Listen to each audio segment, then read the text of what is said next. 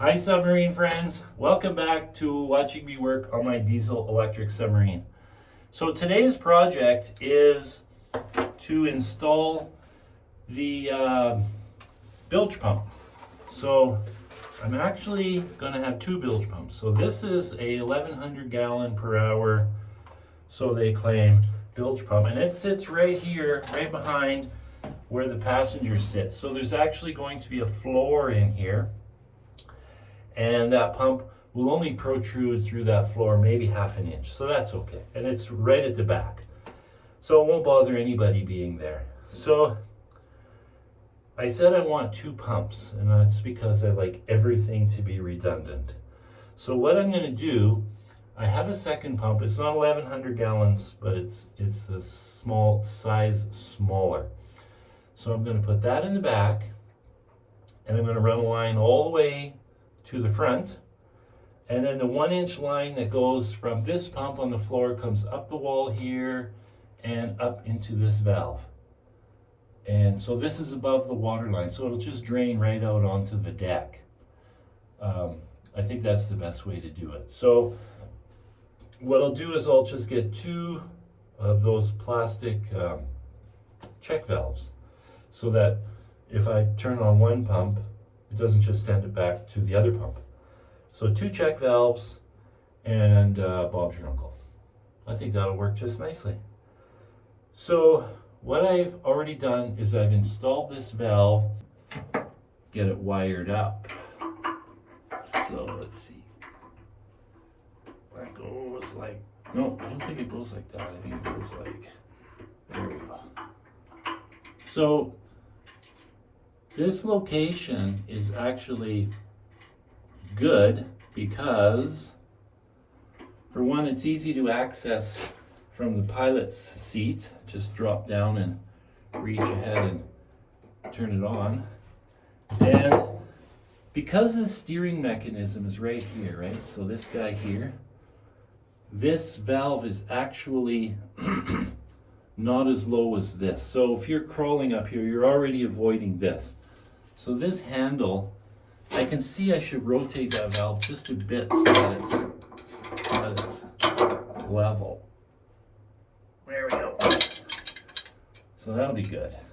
Oh, I went too far. There we go. Oh yeah, and yesterday I made my video about fixing that side valve O-ring problem I had. And in the end, I don't know if you watch the video to the end, the valve was very hard to push on. I actually had to tap it in with a hammer, which is okay. I don't mind the O-ring being squished, 10 thou more than spec. But what I don't like about that is when you put the valve in, it could damage the O-ring and you'd never know. So I took the valve out. The O-ring wasn't damaged, but it could get damaged, and I don't want to take that chance. So what I did is I took the valve back to the lathe, and I put more taper on the shaft that protrudes through the O-ring. And then I took the O-ring out and I cut it to measure the length, and I made a new one slightly shorter, and actually had to do it a couple of times to get it just right, so I can make my own O-rings here. So I made an O-ring and I put it in, and the valve goes bloop. Perfect. So now I'm happy. I don't have to worry about it. I don't like worrying about anything like that. So anyways, that's what's with the valve. And now this is doing good. This is totally, the hose comes down here behind this line. There's already an opening you can't see in the floorboard here. And it comes right down to the pump, which you can't see sitting on the floor. So now I have to wire this baby up. So I've already shrink tubed my eyelets on the end, and I love this shrink tube. I shrink tube everything. I know I probably preach about that, but I just love shrink tube. And I mean, that's how they install submersible pumps. So you have a pump, hundreds of feet down in a well, could be in 100-foot column of water, and they just shrink tube the wires. So if it's good enough for that, it's good enough for me. So just feed these wires. I got a nice hole drilled through this ring, and I made it extra good size for this reason. I'm just going to tape these wires up so that, just put a few spots of tape on it so that they're held together and it stays neat and tidy. I like this to be neat and tidy. And I've got some little sticky things that you can stick to the hull, and they hold the wires. I don't know how long they'll last in the humidity in here, but what I usually do is I tape the wires to the hull with just masking tape or duct tape, and then I put a blob of silicone on the hull and I press the wires into the silicone, and boy, that works like a charm. It's just kind of, doesn't look real nice. I like it to look as nice as I can. I mean, I'm not super anal about it, but I have some friends that built a submarine, and boy, I can just not replicate how nice of a wiring job they do. Man, oh man, those guys are good. So they maybe have more patience than me, I don't know. But I think I'm pretty patient also. I have to work on it at times. Okay, so that's going through there nicely. I don't know if you can see any of that. I'm going to turn this so that we're working on that. Okay, so the ground is coming out here, and it is going to go to my common ground, whatever you call that, bus, whatever they call that. So just pop that nut off. Easy peasy. The light's going to flicker because my grounds are loose now. And this is all fused, of course. Well, by fused, I mean it's going through this breaker. So now, the ground is hooked up. Now I just need to get some power to this. And I already drilled the hole in my previous video attempt. So now I just gotta take this switch out. Because I'm going to daisy chain, I think that's what they call it. Oh, I can't daisy chain off that because it's got a plug-in connector. Okay, so I'm going to have to run a standalone wire to the main power. That's fine. So actually, maybe even less work. Check out how these lights work. Wow. Isn't that nice? Okay. So when I started the video, this is what's super nice about these lights. I had too much glare and it was shining back on the camera. So I just bloop. Look how nice that is. Bloop. Just sticks on with magnets. I just love that. I'm easy to amuse. Okay, so isn't that nice? Jeez, that's nice. So I still have to stick these wires for the lights, but I want to maybe use the sub a little bit and just see where the light is actually the best. Because you can assume this all you want and then be wrong. So, okay, now, next switch. Next switch. Okay. So this guy here is perfect. So now we need switch to the Phillips bit. Climbing in and out of the submarine 100 times a day makes you very thorough in bringing all the stuff that you need to do your job. Now it's not bad right now because there's a giant 30-inch hole in the back, but when you have to go through the hatch, because you have to push yourself up. I'm actually changing that because I have a pretty bad shoulder here, and it's becoming difficult. So I've made the swinging seat that you guys have already seen. Isn't that nice? So that's the first step to get out. And then I'm going to add a step further up so I can just like a ladder instead of jumping and pushing myself up. It's just getting too hard. And then, you know, I'm planning to dive this submarine until the day before I drop dead. And so hopefully I'm going to be pretty old and wrinkly and barely able to do anything. So I need to get in and out of the submarine. So I'm thinking ahead. Same with my manual starting system for the engine. I don't want something that I have to, you know, I don't think I could anyways, because without a decompressor, I can't get the engine spinning fast enough. So I need something more extravagant than that. I was kind of hoping to do that, but without a decompressor, you just can't. Because, you know, you take the old listers and stuff, they're driven off the cam, and, you know, as you know, the cam turns once for every twice that the crank turns. So when you turn the cam, you turn the crank twice. So when you're hand cranking it at 10 RPM, it's spinning at 20. So I don't have that feature. I don't have the decompressor to do that. So I even checked with AI, and AI says I can't do it. But I'm not going to give up.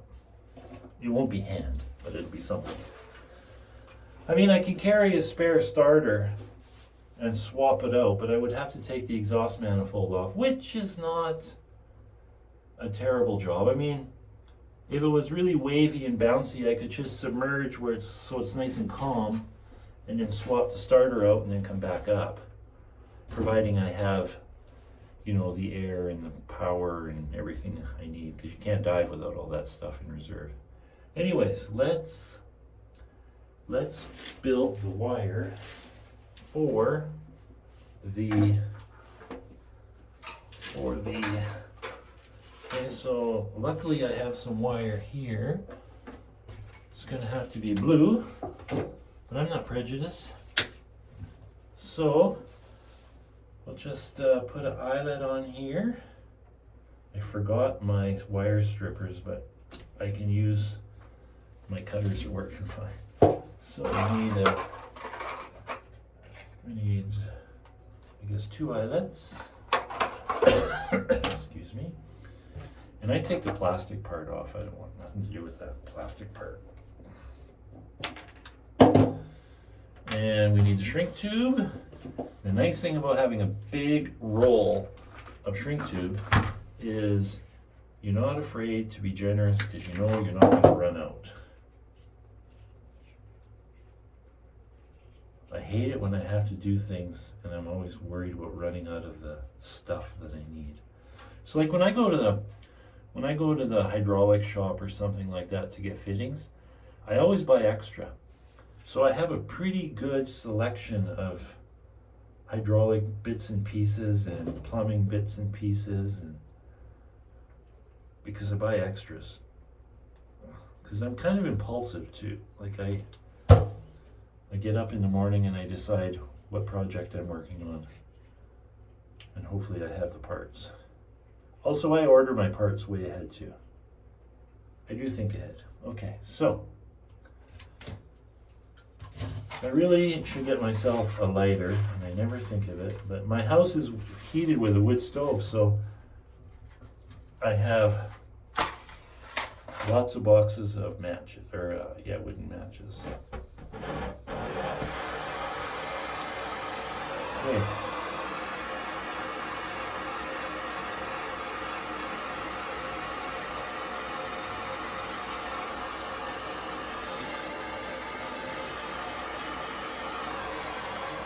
I love shrink tube. Man, oh man, this stuff is just great. You just got to make sure you get the stuff with glue in it. I think it's the same stuff as a hot glue gun, to be honest. Okay, so this guy can go on here. I'm using this switch, am I, or am I using this switch?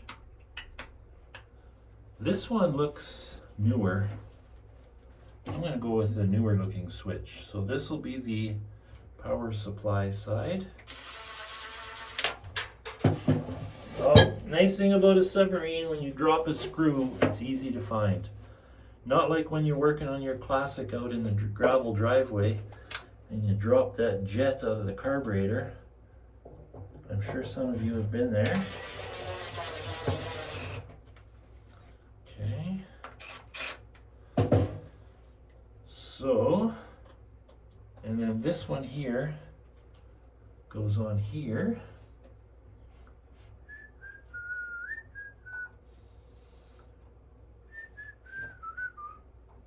I love these screw guns. We never had that when we were kids.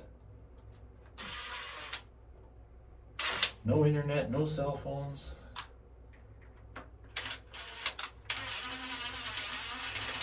Long distance charges. So another thing I like to do, I like to wrap it with electrical tape so that there's less chance of it moving around. The other thing I'll do is I'll put a dab of silicone on, but the problem with putting silicone on is it kind of makes it a bugger to work on later. So I just tape it up nice, like so. Okay, so now that guy can go in there, but why don't we pre-make this guy, which is just gonna go here, so we can chop that off there.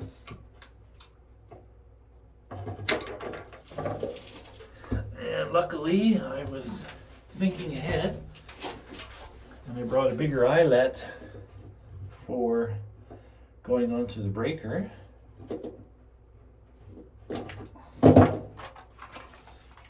My last one. My wife's in town. I should tell her to pick some up.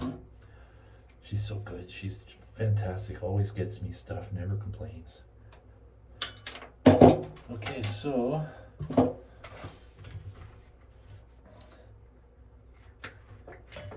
if you want to build a submarine, you better make sure you have a really perfect wife like I do. I mean, she lets me dig a hole in my yard to make a pool to test it. She doesn't care. I was teasing her the other day. You see, I can't open the hatch of this submarine because my ceiling height's too low. So I went upstairs for a cup of tea and I said to my wife, oh boy, it's a real bugger. I can't open the hatch on the submarine or I'd install my engine compartment already. It's ready. I said I'd have to cut a hole in the floor underneath the kitchen table. Well, she doesn't want me to do that, obviously, but I think I would be allowed to do it, actually. I wouldn't do that, but boy, she's accommodating. Then I'd have to patch the floor. That would suck. So anyways, but if I was single, you guys know what I'm talking about. Guys don't seem to care as much about that stuff. Okay. So, shrink tube that guy on. Wait for the glue to come out. See, the glue seals it up nicely on the end. So I don't worry about water getting in there or condensation, whatever. Nice. Okay, so now that has to go right there. So, unfortunately, I don't have the 1-inch hose, but the 1-inch hose that I usually buy, I get it at the hydraulics shop, and it's pretty stiff. So I don't know if I want such stiff hose in here. I think I want something more, a little more pliable. I mean, it doesn't have to handle any pressure. I've got my cabin cruiser boat outside. I should check if that hose is any good still. I mean, it's not a very critical thing. So I'll see. I don't want buying it, it's just I don't know what to source or where. Okay, so here we go.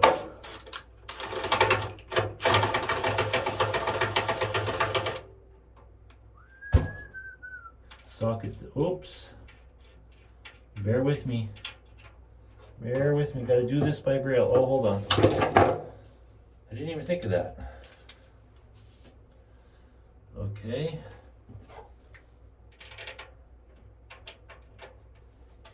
Didn't even think of that.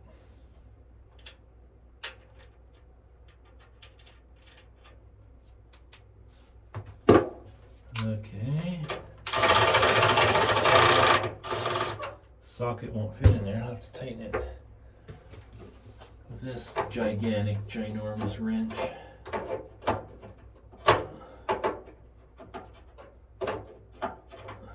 Now I could just say, oh, I'll tighten that later with a proper wrench, but again, I don't want to risk forgetting.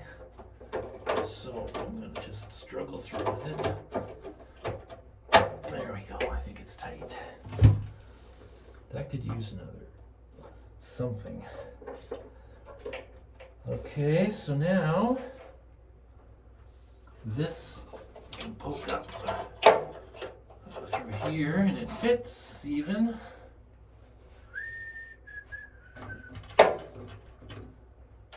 The nut on, then we'll see if it works. Theoretically,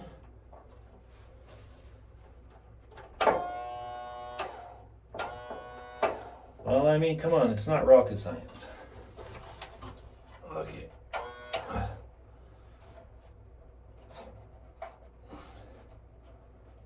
All right. I have a feeling that down the road, I'm going to put a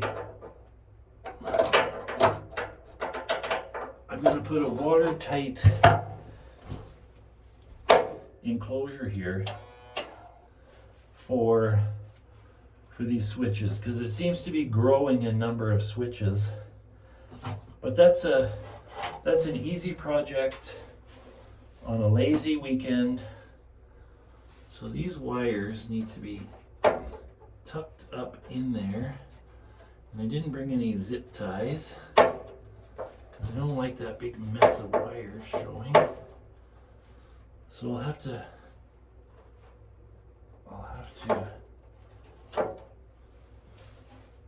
what I should do is put a mounting bolt to the wall with a thing to hold all the wires in a bundle right there. That'll evolve.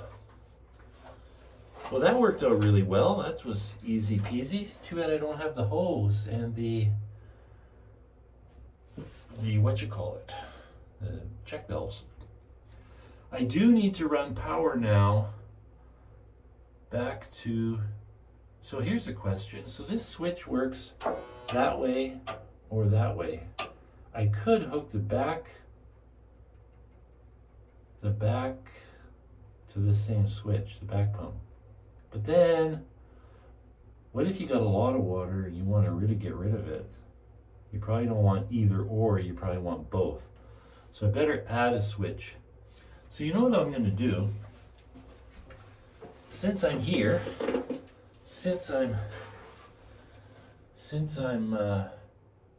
I got everything right here, I'm going to drill the hole. No, because I may change my mind. Okay, so let's just make sure that's tight. Okay, so that is my bilge pump system. Well, that was easy. You know, the last few days, everything I do is just, well, except for that side valve yesterday. So simple and easy and quick. Okay, that's it.